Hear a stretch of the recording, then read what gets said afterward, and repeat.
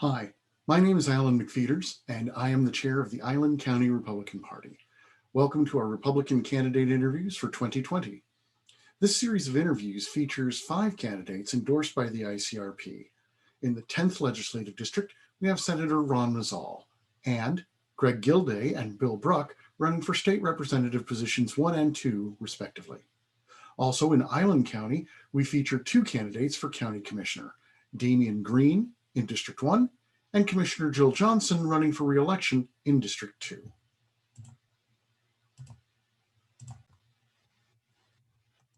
Before we begin, I'd like to take a moment to invite you to become a member of the Island County Republican Party. Members receive our monthly Central Committee meeting packet, which includes reports from the chair and treasurer, news from the Washington State Republican Party and Republican National Committee, and information about candidates, elected officials, and upcoming events. Members also receive invitations to special member-only events, such as our interviews last September with applicants for appointment to replace retiring State Senator Barbara Bailey. Memberships start at $30, and higher-level memberships include tickets to our annual fundraising dinner. For more information, go to islandcountygop.com/membership. For this interview, we met with Bill Bruch, a candidate for state representative position 2 in the 10th Legislative District. Washington State is divided into 49 legislative districts. Island County is entirely contained within the 10th District, which also includes southwestern Skagit County and northwestern Snohomish County. State representatives serve 2-year terms in the State House of Representatives. This interview was recorded on the afternoon of August 30th.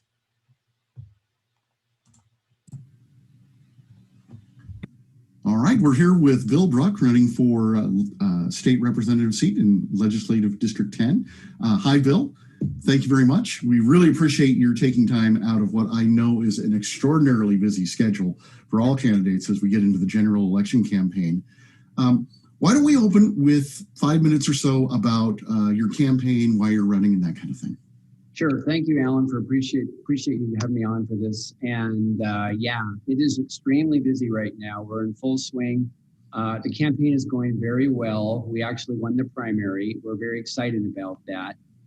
Just a little bit about me, and then I'll go into the campaign. So my name is Bill Bruch. I'm running for Legislative District 10 State House of Representatives. I'm running for the seat that Dave Hayes held for 6 years. Dave was a great legislator. For those of you who knew Dave, a former WACOPS president, sheriff, actually whip, minority whip for the House. Great legislator that lost by only 680 votes 2 years ago. So I'm running to get that seat back. I believe it's a seat that is definitely one that we can pick up. One of the main reasons I'm running is that we need to get more Republican representation down in Olympia. Right now it's 57 Democrat to 41 Republican. There's just too much disparity going on. It's just, you can't get anything done. We need to get more seats down there. If you look across the landscape, Legislative District 10, traditionally, it's a swing district, but also there's a lot of rural areas and Republican areas. So I think it's a seat that we can get back. I believe that I would be very good down there in Olympia. I have a very, very diverse background in that I'm a former LaConner Town Council member. I have experience working both sides across the aisles. You know, it's nonpartisan being on the council. A lot of support there from LaConner and a lot of Democrat support that I have. In addition to that, I'm chairman of the Skagit County Republican Party. I'm serving my 2nd term. I'm finishing my 4th year. Irregardless, whether I get elected or not, this is going to be my last year as chair of the party.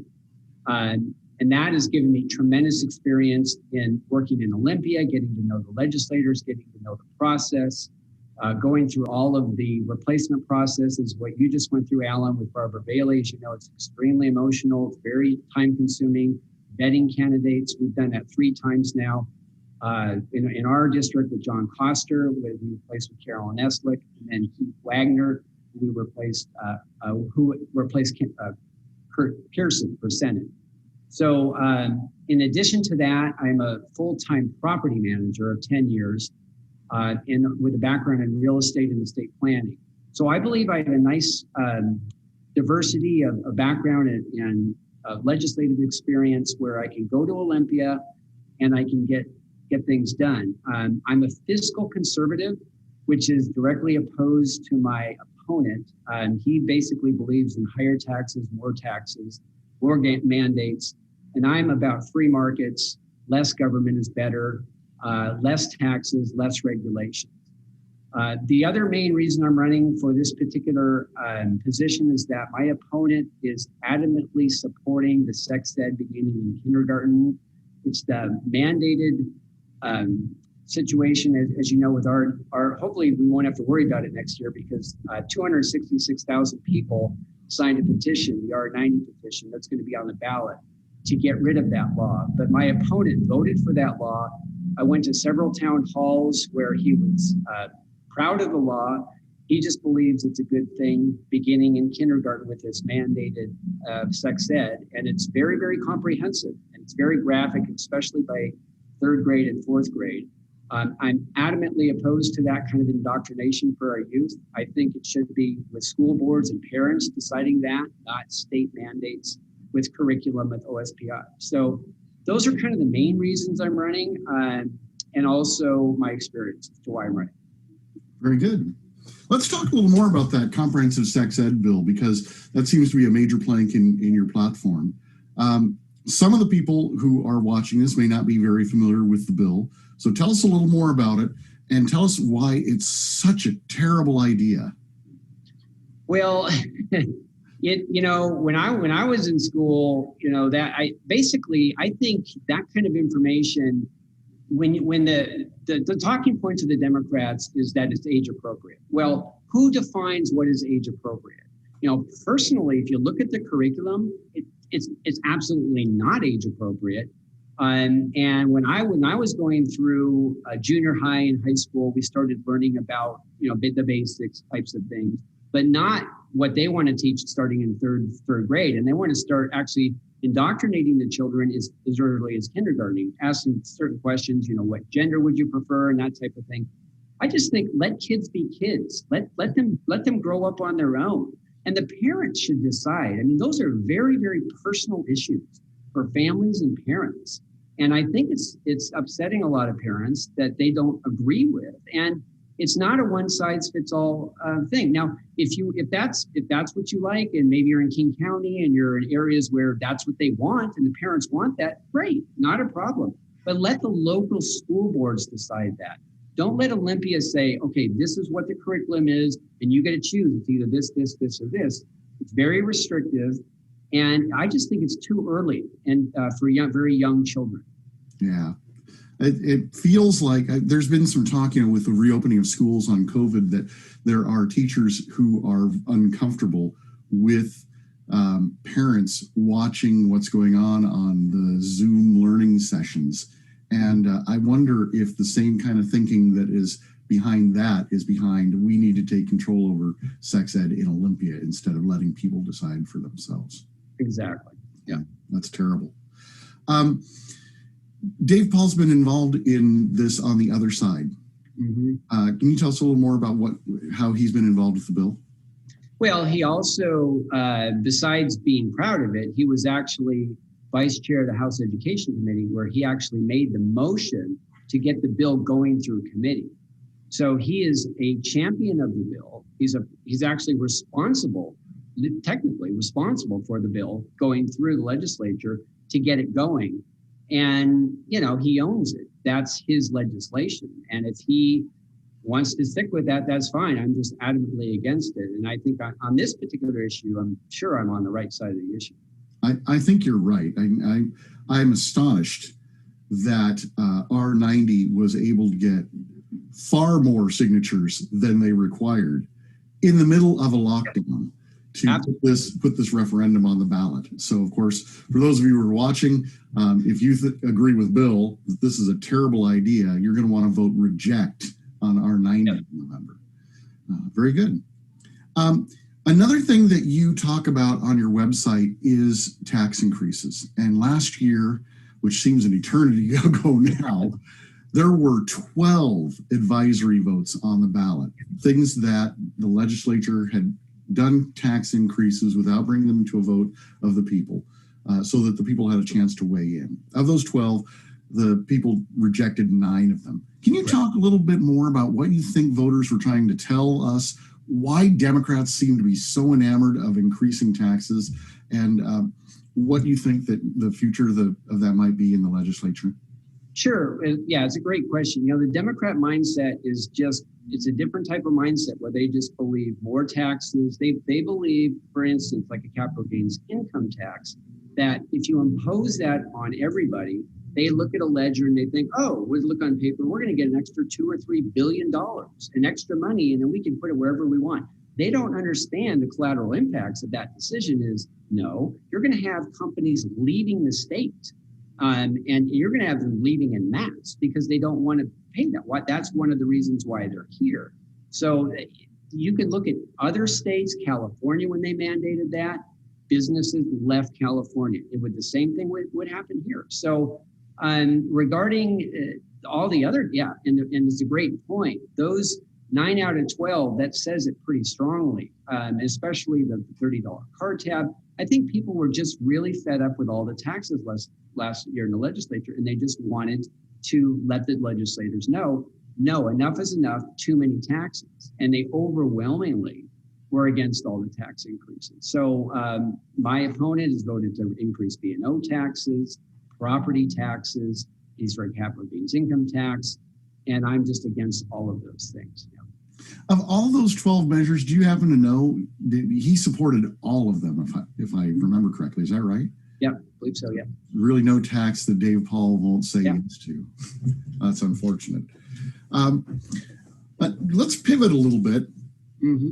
Once you're elected to the legislature, you would be appointed to several legislative committees. Not every freshman legislator gets all the committees that they want, but if you had your pick, what committees would you like to serve on? Great question. So my wish list. I like the harder ones. I don't know, the first year as a freshman legislator, I don't know if you get them, but my top 5 would be House Appropriations, House Finance, House Capital Budget, House Consumer Protection and Business, and then probably local government. Those would be my top 5. Realistically, I think the first 3, those are taken probably. I would love to, I don't mind being on the harder committees. I would love to be part of the budget writing process, appropriations. I feel strongly about helping small business. I'm a business owner myself. I own my own property management company. I feel so sorry for businesses. Here in LaConner, I have a business friend right next door, literally, Tillinghouse Postal. Amazing lady, Lucy Pringle, that owns that business, works extremely hard. I see her 7 days a week working hard. I talked to her last week. She just said, I'm done. I cannot make any money. And she's just one business, but I tell you, it adds up, business after business after business. And there's only so much businesses can take. I would really like to advocate for small businesses and consumer protection as well. Some kind of oversight. So maybe I could get on that one out of 5. But the local government too would be another one I would like to get on, just because I have local government experience. Sure. I know the commissioners are really, really important to local government. We're trying to help out with Commissioner Ron Wiesen in his race. And then also Peter Browning, another candidate in his race. So, and I know you're very active in your commissioner races. Commissioners are extremely important to the county, and they're very much needed. And anything we can do to help the local government and work with the local government. When I was on the LaConner Town Council, I got to know a lot of the other council members. In Skagit, we have very small councils, like up to the Concrete, to larger councils, Anacortes. Mount Vernon is quite a large council. So all of those government agencies, I have friends already, connections there, and I think it would be natural. So maybe the House Local Government, Consumer Protection Business would be more realistic. But I would go wherever I'm needed. I think, JT, I would have a talk with JT and the leadership, and maybe wherever they would want me to go. Sure. JT Wilcox, the House. I think that local government would be a great place for you, given your background. And certainly it's a committee, if I were in the legislature, I'd like to be involved with as well, because the state, I don't think people have a clear picture of how how much control states have over what cities and counties do. My mental image had always been that the relationship between the cities and counties to the state was similar to the relationship between the states and the federal government. And that is not the case. They are very controlling of what happens in the municipalities and the counties. So I'd love to see you involved in that, try to get some of that burden off of the backs of the locals. Speaking of locals, actually, one of the things we've been seeing far too much of in the news is all the problems going on down in the city of Seattle with the occupation on Capitol Hill and their protests and the city council wanting to defund the police department and Mayor Durkin vetoing that. Is there a role for the legislature in that discussion, or is that some place where Seattle just has to figure it out on their own? Well, that's a really good question. I mean, it is, and that one really tugs at my heart because I grew up in the Bellevue area, and a lot of my fun memories as a young child was going to Seattle Center and going to Seattle and watching the Husky games. I remember going with my dad watching the football, and the Seahawks were just getting going then, and a lot of really good memories going to Seattle, downtown Seattle and Pioneer Square and the waterfront and the aquarium and all that. I don't even want to go there anymore. And I know a lot of people that are completely moving out. It's the heroin injections situation, the drug situation, all the tents. When I drive through I-5 now and I see all the tents everywhere, it's really sad. I mean, because I have a lot of memories of that was never there, 30 years ago, 25, 40 years ago. It was growing up. It was just a fun place to go. Let's go to Seattle, go to the water and, take the ferry somewhere and all that. Not anymore. So I think it's very scary. I don't think people want that coming to our county. And it's slowly moving up, through Snohomish. Now, granted, Snohomish County has almost 800,000 people. Yeah. Skagit County is a very rural county, about approximately 130,000. But, people are moving in. We have 3 or 4 people moving every day to Skagit. So it is slowly increasing. And we don't want those types of policies in our county and in our district. So in LD10 Snohomish, where we're at, we're still kind of that Stanwood area, but it's creeping up, Everett's definitely some problems.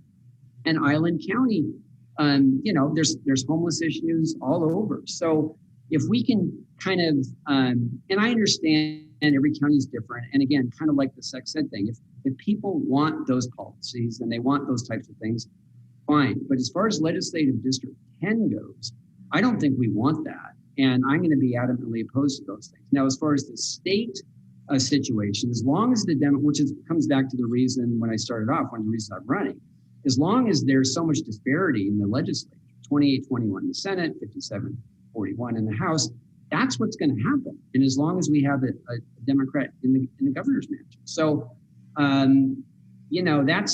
there's only so much we can control. But if we can get some, maybe not the full majority in the House, but maybe 4 or 5 seats, maybe 1 or 2 in the Senate, and flip the governor, this whole state could be different. And I think you can see completely different policies throughout every county. Yeah, absolutely. And it seems to me Donald Trump made a very, I think, persuasive argument to a lot of African Americans in 2016 by saying, what have you got to lose? Yeah. You've had Democrats running things for you, especially in the urban areas, for many years. What have you got to lose? Washington State is the state that has had the longest run of single party governors in the country, 40 years since the last Republican governor was elected. What have Washingtonians got to lose by giving the Republican candidate a try in the governor's mansion? Part of the problems that we're seeing with what's going on in Seattle tie back to the coronavirus. And you were talking earlier about small business.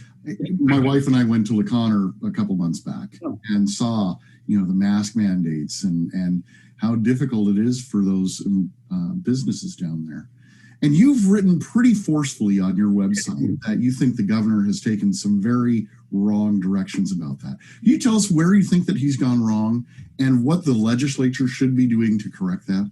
Absolutely, yeah. And I appreciate you bringing that up. We have to have a healthy respect for COVID-19 virus. It is a very serious influenza type of thing. People die from it. But we also need to have a healthy respect for businesses and families. And if you look at the collateral impacts of these mandates, suicide rates, 600% increase. You have domestic violence issues. You have people with drug overdoses. You have alcohol issues. This is very uncharted waters. We have never locked down a society with these types of mandates before. The mask mandates, this is something we've never done as in the human species at this level to put masks on healthy people. I was for Governor, to give credit where credit's due. I was for Governor Inslee when we started, and Trump with the 15 days, slow spread and all that. Right. But that was based on information back in February and March. And I was in a meeting with two legislators, one state senator and a county commissioner and a few others. They were talking about 300,000 people dead in our state. That's what this emergency, they were panicking. It was right when it was breaking out in Italy, and we did not know. And I thought it was very prudent of the governor, very smart actually, to say, wait a minute, we gotta, what is this thing? Let's see, let's catch our breath, let's find out what it is, let's get some data in.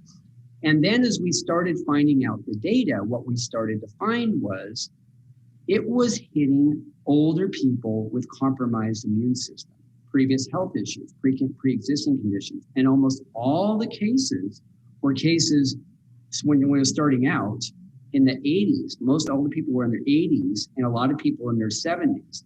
Pretty much everybody that were dying early on, we're talking the first month or so, because I was doing the research and it's out, we had pre-existing conditions and they were older people. And a lot of them, I still think it's over 61% in nursing homes in our state. Now, granted, it's tragic. I don't like to lose. I lost two parents last year. It's not fun. My dad was 86 and in a nursing home. Right. Passed away of Alzheimer's. It's awful. When you lose a parent, it's very traumatic. And I don't like to, I'm not downplaying, I'm not saying, because it's an older person with it, but we have to look at all of society. Is it worth taking out a whole small business? I mean, drive through LaConner now. I mean, we had 12 restaurants. I think we're down to 4 or 5. Wow. Very, very difficult for businesses to make money with the mask mandates. I don't know if people feel comfortable. Now, when I go shopping, I wear a mask. If I go into business where it's mandated, I wear a mask. But I believe it's the wrong way to go. There's a lot of governors right now in Idaho, they're open. Montana, they're open. In South Dakota, they're open. I have people coming into my office talking to me about, they're saying it's so much better in these other states. When they come to Washington, they feel it's just too much. So I think there's enough information out there, enough data, and people can check the data. And if you look overall and you look at what the doctors are saying, yes, it's a serious influenza illness. I believe that absolutely wholeheartedly. And I know people that had friends die of it, and that's not good. But all of them, and there's only been a few, but all of them they were older and compromised positions. And I just don't think realistically shutting down society. And also this particular strain does not hurt younger kids and people. So I think the average is, I was talking 3 to 17 times if you're under age 18, you have a 3 to 17 times less likely of being affected by COVID than you do of the regular normal seasonal flu. So why are the schools shut down? If it's not, and children are not carriers, they don't pass it along. So I understand if teachers don't feel comfortable going into schools, but then maybe we should have a situation where maybe younger teachers are there or TAs, or you could do Zoom like this, and a teacher could teach on a big screen TV. We should be able to be flexible. But I think social interaction with people is very, very important, especially younger people growing up, and it could be depressing for people. So I just feel very strongly about this issue that the collateral impacts and all the damage is not worth the mandates. So I think we can do it safely, but I think we should open up society and open up the businesses and allow the businesses and the free markets to decide. If you own a business and you're not doing your business properly, whether with safety or whatever, people are not going to go to your business and it won't work. But if you are a business and you can work safely and you can do these. I know the restaurants, they're doing all that they can in serving with gloves and everything and precautions.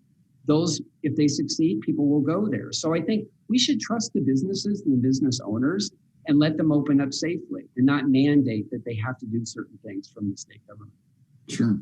It's you were talking about the distribution of fatalities. I was just coming across some data. Now this is from late in July, but 92.8% of the fatalities due to COVID-19 in the United States are people age 70 or older.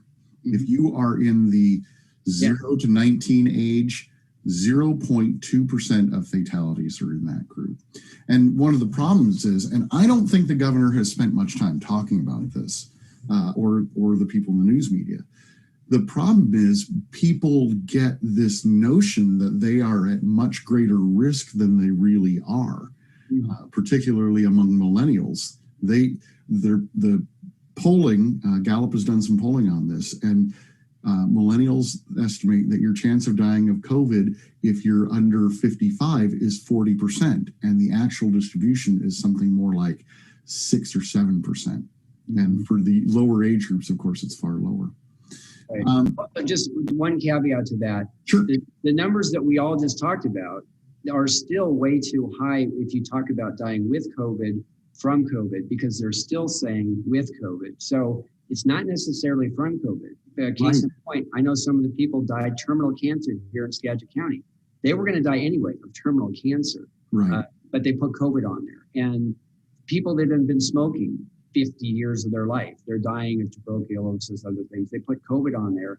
They would have died. It wasn't COVID that killed them. It was 50 years of smoking, right?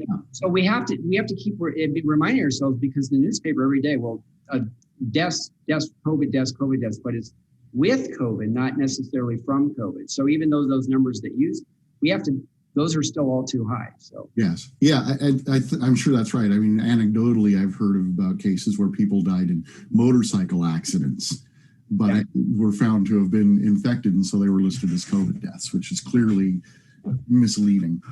I think we're getting close to the end of our time. So anything else that you'd like to wrap up with that you want people to know about you as a candidate or anything like that? Well, we're working very hard. You know, I made a conscious decision last October to do this. We got in full strength going in November and December and January, and then COVID hit in February. And it was tough. I mean, it's affecting everybody. It's very, very difficult. We're just starting to do door knocking. I'm going, in fact, later this afternoon, I'm doing door knocking, with a mask, and then stepping back and trying to be respectful of all that. It's very tough to do, but we're trying. We're doing a lot of phoning right now. Obviously, mailers and phoning is the safer way to go. But I just want to say, if you want to support the campaign, we all need help. Also, Greg Gilding, the tent's really, really critical. We got to retain Norma Smith. I talked to Norma yesterday. She's so excited for us, and she thinks we can do it. But we need support. We need help. Ron Nazal, definitely, we got to get him reelected. He did a great job last year. We're really proud of Ron. Very, very happy with Ron. He's exceeded all of our expectations. But we need to get everybody elected. We're all in very, very close races. Even though I technically won, and it's great to win a primary, I had a progressive in my race that's going to take some of those votes away. So it's very, very nip and tuck, and Greg Gilday is in the same situation. So I would just reach out to the people out there. We still need a lot of help, and there's a lot of work to do. We still got another 10 weeks to do it. So if you want to reach out to the campaign, billbruch.house.com, and just anything like that, even yard signs, or if you'd like to volunteer with phoning or anything, we really need the support. Sure. And are you doing meet and greets, or is that kind of tricky with the? Well, it's been really challenging. We basically, between February, we had a plan of doing 2 a month, and that went great through November, December, January, February. But since the end of February till July, we stopped because of COVID. But we've done a few. We've done 3 since July. We're doing another one. We're doing a joint one Friday with Camino with Greg, and also it's a candidate forum. And then I'm going to be doing another one in LaConner in a couple of weeks. So yes, we are doing them, but we're being very careful. We're really not advertising them. I mean, we keep it within the party. We're not putting it out on Facebook. We're keeping it as far as the advertising goes. So it's small groups. We try to do them all outside because of COVID. I mean, it's just the only way to do it safely right now. So let's hope by October, November, some of the mandates are lifted a little bit, because it's going to be tough to do outdoor stuff in October and November. Yeah, it will be. Okay, so best way for people to get hold of you is at billbruch4house.com. Yep. And then you've got Facebook and Twitter. We're going to put up a slide that has all that contact information. We're wrapping up the page on the website that would have all those links for you as well, and we're sharing that out on Facebook and the usual places. So as always, when we have our central committee meetings, I recommend, if you have some way that you'd like to support Bill in his campaign, certainly reach out to them. And you do probably do some virtual events as well. So we'll be happy to help publicize those as you go along. Great. So great. Thank you so much. I know, super busy time of year, but I really appreciate your taking the time so that the people here in Island County can get to know you and see why they need to send you off to Olympia. Thank you, Alan. Thank you for taking your time, and I appreciate your support. You bet. Terrific. Take care. Thank you. Have a great day. Thanks. You too. Bye-bye.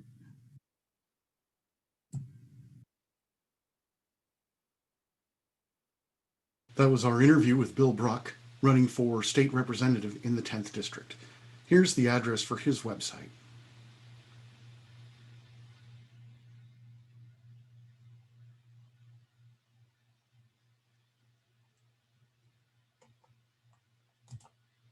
And here are the addresses for all our featured candidates.